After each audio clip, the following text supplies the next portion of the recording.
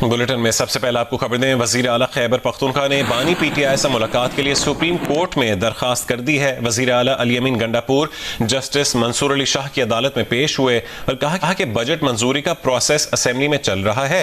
तहरीके इंसाफ की budget committee बानी PTI से मुलाकात करेगी। बार बार दरखास्त के बावजूद बानी PTI से मुलाकात नहीं करवाई गई। जस्टिस मंसूर अली शाह ने जवाब दिया, आपने गलत दरवाजा खटखटाया है, जुडिशल साइट पर कुछ नहीं कर सकते। Chief justice practice and procedure committee के चेयरमैन हैं वकील लतीफ खोसा ने जस्टिस मंसूर से कहा, आपका आशीर्वाद चाहते हैं, आप मामला चीफ जस्टिस को भिजवा सकते हैं। जस्टिस मंसूर अली शाह ने कहा कि चीफ जस्टिस याहिया आफरीदी या रजिस्ट्रार सुप्रीम कोर्ट से रुजू यही बेहतरीन तरीका है, आपका वक्त बचेगा।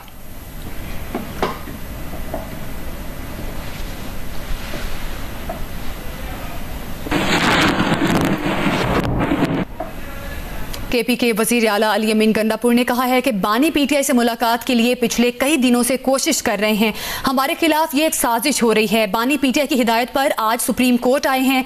बहैसियत वजीर आला सुप्रीम कोर्ट आया तो सोचा था कि चीफ जस्टिस से डिस्कस करूंगा, उम्मीद है हमारी दरख्वास्त जल्द समाअत के लिए मुकर्रर होगी। अली अमीन गंडापुर ने कहा है कि बजट पर बानी PTI का विजन क्या है सबको मालूम है, जितने बजट पेश हुए हैं सबसे बेहतरीन बजट हमारा है। कल फिर इन्होंने मीटिंग अलाउ भी कर ली और खान साहब निकाला कमाल दी उसके ऊपर कि हम सुप्रीम कोर्ट में आए।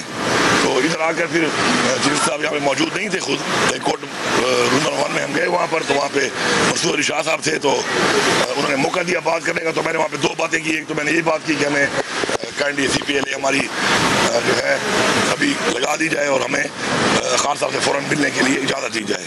तो वो चूँकि उन्होंने कहा कि मैं तो एक्टिंग नहीं हूँ इस वक्त, खाली प्रिंसिपल सीधे बैठा हूँ, उनके चीफ जस्टिस साहब जो हैं वो पाकिस्तान में ही हैं, तो वो उनके इख्तियार में बात नहीं आ रही। तो इस मौके पर तो मुझे मौका मिला, तो मैंने उसे एक और बात भी की।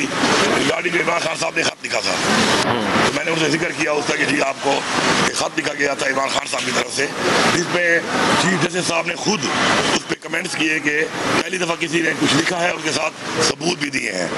तो मैंने कहा उसके बारे में भी मैं आपको आगाह करना चाहता हूँ कि काइंडली उसके बाद उस पर क्या अमल दरामद हुआ, वो सबूत दिए गए थे, क्या उस पर कोई इंक्वायरी शुरू हुई या कोई पेशरफ्त हुई या नहीं हुई। तो ये बात हुई।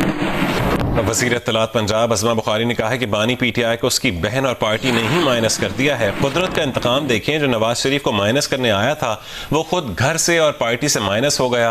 अलीमा खान मुसलसल अली अमीन गंडापुर के खिलाफ साजिश कर रही हैं। अपने खिलाफ साजिश का आज अली अमीन ने भी बरमला इजहार किया है। अज़मा बुखारी ने कहा कि अली अमीन ने सूबे के बतौर चीफ एग्जीक्यूटिव बजट मंजूर करवाया, वरना आईनी तौर पर उनका घर जाना तय था। विफाक में PTI में 3 ग्रुप हैं, जबकि KP में 3 ग्रुप अलग हैं। पंजाब मेरिट, गुड गवर्नेंस और शफाफियत में बाकी सूबों के लिए रोल मॉडल हैं। मरियम नवाज की कारकर्दगी में तमाम वज़राए आला में नंबर 1 पर हैं।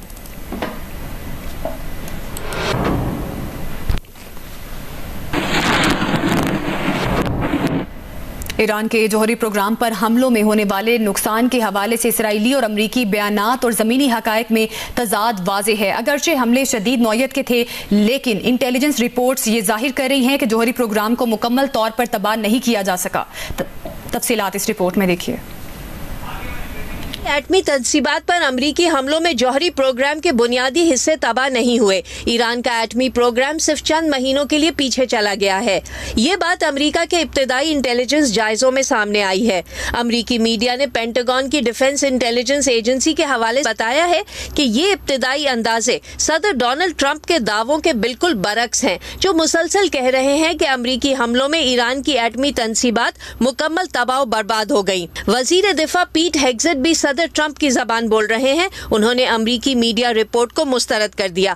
कहा, ईरान पर बमबारी को तबाह को ना कहने वाले सदर ट्रंप की कामयाबी के खिलाफ है। लेकिन इंटेलिजेंस जराए का कहना है कि ईरान का अफजूदा यूरेनियम का जखीरा अपनी जगह मौजूद है, सेंट्रीफ्यूजेस भी बड़ी हद तक बरकरार हैं और अफजूदा यूरेनियम को अमरीकी हमलों से पहले ही कहीं और मुंतकिल कर दिया गया था। व्हाइट हाउस ने इन इंटेलिजेंस जायजों की मौजूदगी का एतराफ किया है, लेकिन कहा कि ये इब्तदाई अंदाजे बिल्कुल गलत है। सदर ट्रंप को नीचा दिखाने की साजिश है। हर कोई जानता है कि जब 30,000 पाउंड के 14 बम गिराए जाएं तो क्या होता है। इजरायली मीडिया का भी अपने जराए के हवाले से कहना है कि ईरान का एटमी प्रोग्राम तबाह नहीं हुआ। हालांकि इजरायली वजीर आजम बिन्यामिन नेतन्याहू भी ईरान के खिलाफ मुकम्मल फतह का बगल बजा रहे हैं। उनका कहना है कि इजरायली फौज अब अपनी तवज्जो दोबारा गजा पट्टी पर मरकूज कर रही है। ईरान के साथ 12 दिन की जंग के दौरान इजरायली फौज रुकी नहीं थी। उसने 860 फलस्तीनियों को जाँ बहक किया।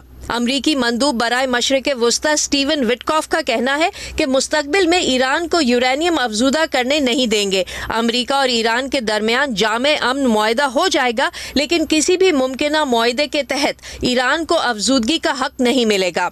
दूसरी तरफ ईरान ने अपने एटमी मराकज़ की दोबारा तामीर का ऐलान किया है। ईरानी एटमी एजेंसी के सरबराह का कहना है कि एटमी मराकज़ पर हमलों की पेशबंदी कर रखी थी। ईरानी वजीर खारजा अब्बास इराक्ची ने कहा कि 12 रोज़ा इजरायली जाहिरियत के बाद ईरान अपना जौहरी प्रोग्राम बरकरार रखने के लिए मजीद पुरअज़्म हो गया है। अब ईरान में कोई भी इस टेक्नोलॉजी से दस्तबरदार नहीं होगा। तज्ज़ियाकार डॉक्टर मंसूर अहमद का कहना है कि ईरान के एटमी तंसीबात पर होने वाले हमलों से इस्फहान की तंसीबात सबसे ज़्यादा मुतासर हुई हैं।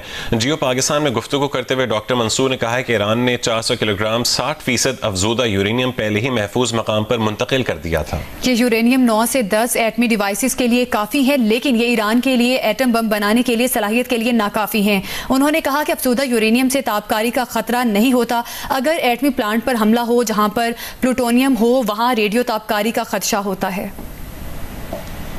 एक और ताज़ा तरीन जो डिफेंस इंटेलिजेंस एजेंसी की लीक शुदा रिपोर्ट है, उसके मुताबिक जो नुकसान है उसका अंदाज़ा सही तौर पे नहीं लगाया जा सकता। मेन एंट्रेंसेस को नुकसान हुआ है, लेकिन जो सेंट्रीफ्यूजेस के कैस्केड्स थे वो काफ़ी गहराई पर थे, और अगर वो फ़र्ज़ कीजिए कि तबाह हो भी गए हैं, किसी हद तक उनको नुकसान हुआ है, तो ईरान के पास कैपेसिटी है कि वो किसी तीसरी मुकाम पे, खुफिया मुकाम पे सेंट्रीफ्यूजेस को दिया भी जा रहा था कि there is another facility as well।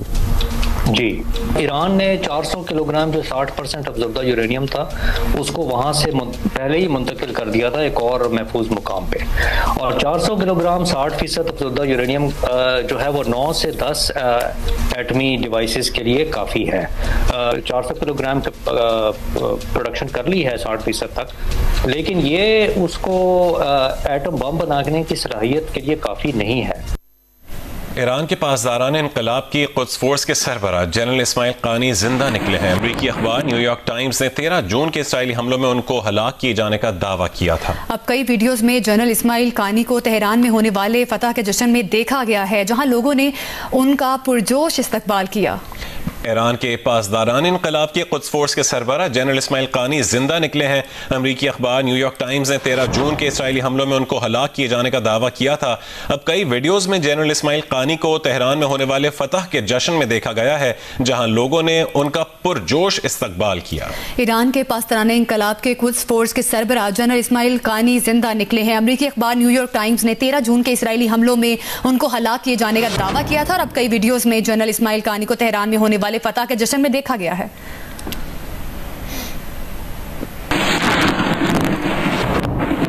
America के सदर डोनाल्ड ट्रंप का ईरान में मुआखजे करने की कोशिश नाकाम हो गई है। मुआखजे की तहरीक 79 के मुकाबले में 344 वोट से मुस्तरद हुई है। सदर ट्रंप पर ईरान पर हमले में इख्तियारात का गलत इस्तेमाल करने का इल्जाम है। सदर ट्रंप ने ईरान पर हमले के लिए कांग्रेस से मंजूरी नहीं ली थी।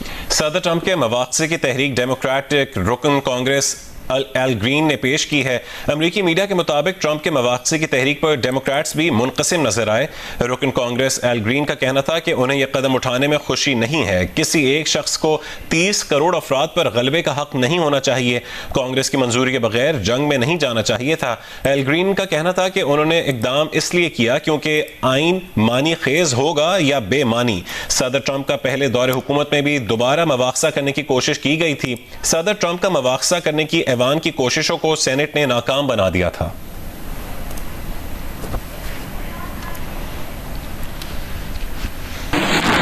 मेयर कराची मुर्तज़ा वहाब मीडिया से गुफ्तगू कर रहे हैं।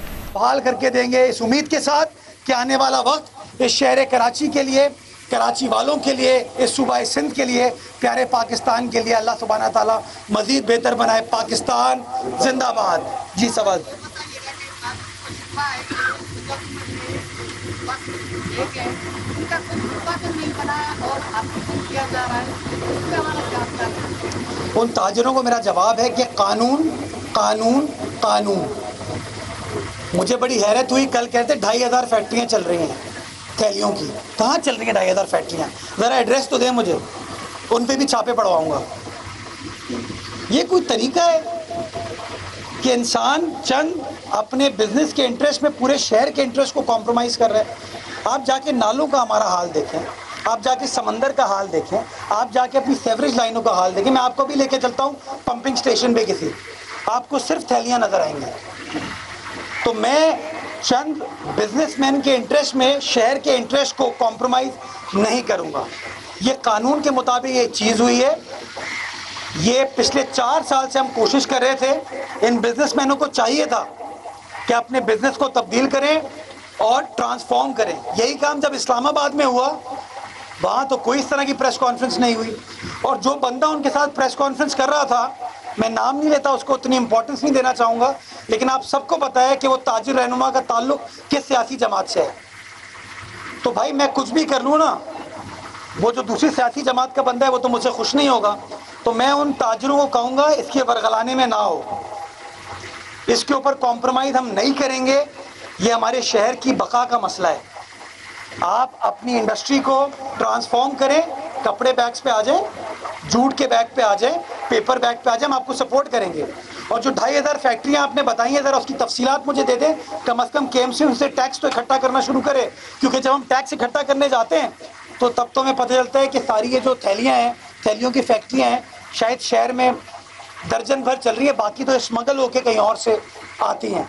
या आप भी अगर ऑफ द रिकॉर्ड चेक करेंगे तो आपको ये बात पता चल जाएगी कि हब के ज़रिए, बलूचिस्तान के ज़रिए कहाँ से स्मगल होके ये आ रही हैं। तो मैं उनकी खातिर अपने शहर के लोगों का इंटरेस्ट कॉम्प्रोमाइज़ नहीं होने दूंगा।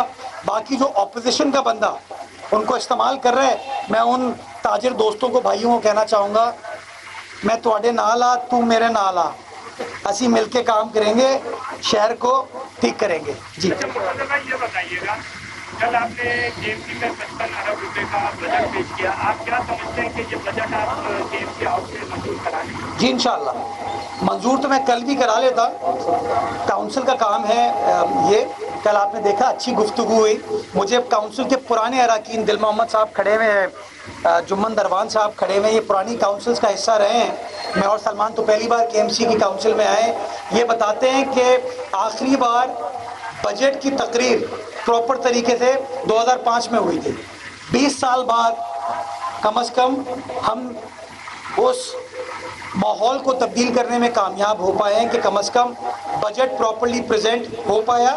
लोगों ने उस बजट के जो सेलिएंट फीचर्स थे उसको सुना, एहतजाज ज़रूर किया कुछ पॉइंट्स पे जिस पे ऑपोजिशन का एतराज़ था। उनका राइट है एहतजाज करना, हमने उनको एहतजाज का हक दिया है वो। और उसके बाद आपने देखा कि गुफ्तगू स्टार्ट हुई और ऑपोजिशन लीडर से स्टार्ट हुआ। जमात इस्लामी के दोस्तों ने भी बात की, नून लीग वालों ने भी बात की, PTI वालों ने भी बात की, JUI ने भी बात की, पाकिस्तान पीपल्स पार्टी के रहनुमाओं ने बात की। और उसके बाद कंसेंसस ये था कि इसमें एक दिन का वक्फा कीजिए, उसके बाद इस पर वोटिंग कराइएगा। तो हमने उस ऑपोजिशन की तजवीज़ को एक्सेप्ट किया और परसों के यानी कि कल के लिए उसको मुलतवी किया। कल 2 बजे इजलास को रखा गया है, उसके ऊपर अगेन डिस्कशन होगी। डिस्कशन के बाद जो काउंसिल फैसला करेगी, कल करती है परसों करती है, ये काउंसिल का इस्तेहकाक है। इंशाअल्लाह वो फैसला हो जाएगा, लेकिन नंबर्स हमारे पूरे हैं और इंशाअल्लाह मेजॉरिटी के साथ इस बजट को मंजूर करेंगे। बल्कि मैं तो जमात इस्लामी के दोस्तों से रिक्वेस्ट करूँगा कि कंसेंसस करें इसके ऊपर हम एक यूनानिमस बजट पास करें और पूरे शहर को ये मैसेज दें कि कराची की हुकूमत हो या ऑपोजिशन हो, कराची के तरक्याती कामों पर सब सेम पेज पर मौजूद है। जी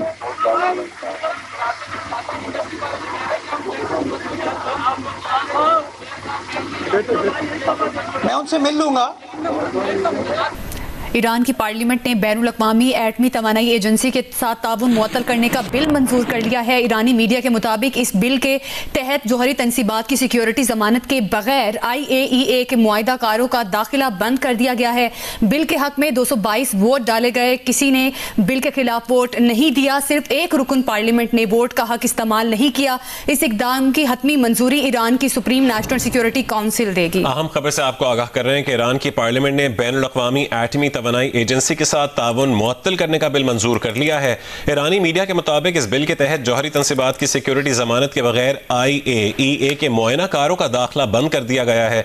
बिल के हक में 222 वोट डाले गए, किसी ने बिल के खिलाफ वोट नहीं दिया, सिर्फ एक रुकने पार्लियामेंट ने वोट का हक इस्तेमाल नहीं किया। इस इकदाम की हतमी मंजूरी ईरान की सुप्रीम नेशनल सिक्योरिटी काउंसिल देगी।